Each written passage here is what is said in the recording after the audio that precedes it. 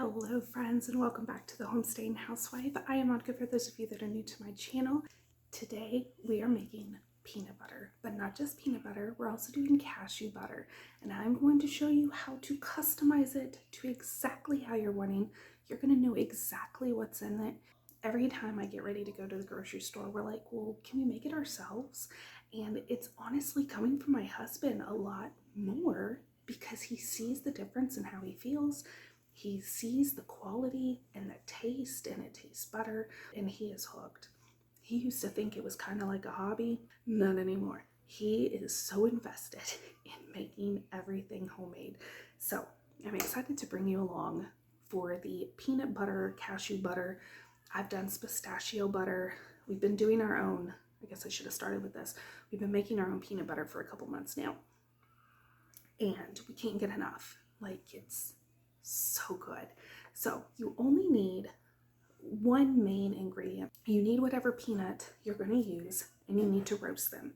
So today I have cashews, and then I have regular Spanish peanuts. You want to roast them. It's going to give a better flavor. I don't know if there's another reason to do it, because I can't have raw peanuts personally. It upsets my stomach. So I have to cook peanuts of any sort of peanut. I have to cook them before I can eat them. But I don't know if you have to. I'm going to say probably. It may have something to do with the natural oils in it. But anyway, I have dry roasted a cup of Spanish peanuts and a cup of cashews, and I did sprinkle salt on them. So these already have salt, and they have been roasted about 350 degrees, 10-15 minutes. About every 5 minutes, I go in and stir the peanuts on a baking sheet. That's all there is to it. Let them cool slightly. You're good to go. The main thing you're going to need is a high power blender. I personally spent $5 and got this ancient gem that works fabulous at Goodwill. It is a Mantra. No idea if they still make this. Pretty sure it was only $5 because they had no idea what it was, but it is a high-powered blender. You just need something that's going to be fast enough to cream the peanuts. Let's get started on this peanut butter because I'm about to blow your mind. Okay, so if you do want to make it a smoother texture, you want to have some sort of oil. I'm using light tasting oil today. I've also used avocado oil. If I can find this on Amazon, I'll link it down below. Otherwise, I'll just link some decent priced, high powered blenders that would work for this. So we have that hooked on. The first thing you want to do, we'll do the regular peanuts first. All right, put your peanuts in, and then we're going to do it first without anything else in it. So it's just the peanuts. Okay, so I wanted to show you the different stages. So right now, you can see it's kind of a gritty texture, but it's starting to smooth. That means you're doing it right. So usually I like to use honey, and then we've also done maple syrup, and that was really divine. I really enjoyed the maple syrup because it doesn't make it really sweet, and I personally don't like super sweet stuff. So I really like just a tiny bit of honey or a tiny bit of maple syrup, but I have used all my honey. So we are going to use some sugar today, but just know you can use whatever you want, or you can omit it completely. So you do not have to add sugar to this. This will be stored in our fridge, so we're not worried about it being stable at room temperature or anything like that. So just a tiny bit of sugar. You could even use a sugar-free like Swerve or something, stevia, if you were wanting it a sugar-free, and we know how expensive sugar-free stuff is. Oh, that's the other thing.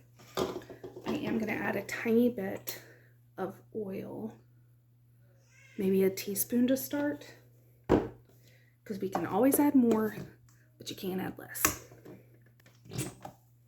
Okay.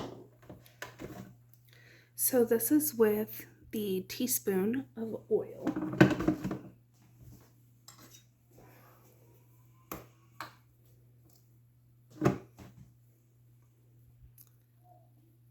so there is the texture.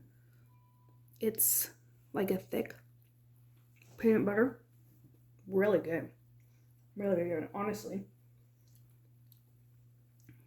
I could have added less sugar, but my husband would be okay with this.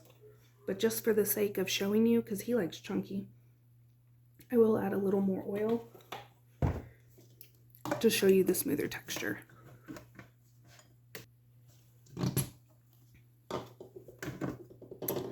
And there is our nice, smooth peanut butter. Okay, so just like the other cashews. And we'll go ahead and blend this up, and I'll show you what it looks like without anything added. The texture of this is definitely different than the texture of the Spanish peanuts. But me personally, I prefer this over regular peanut butter. Same with pistachio butter. Oh my goodness, I know it's all the rage right now with the Dubai chocolate. Never had that, but I did make regular pistachio butter. And that and the cashew butter already have a sweetness to them. They do not need any sugar, in my opinion. None. So if you're going to make this yourself, definitely try it without adding any sweetener first. But I am going to add just a tiny bit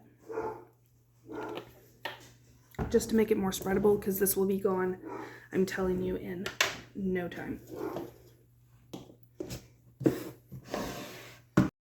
Okay, and here it is after not even a teaspoon of oil. Does that just not look luscious? And I'm telling you, so good.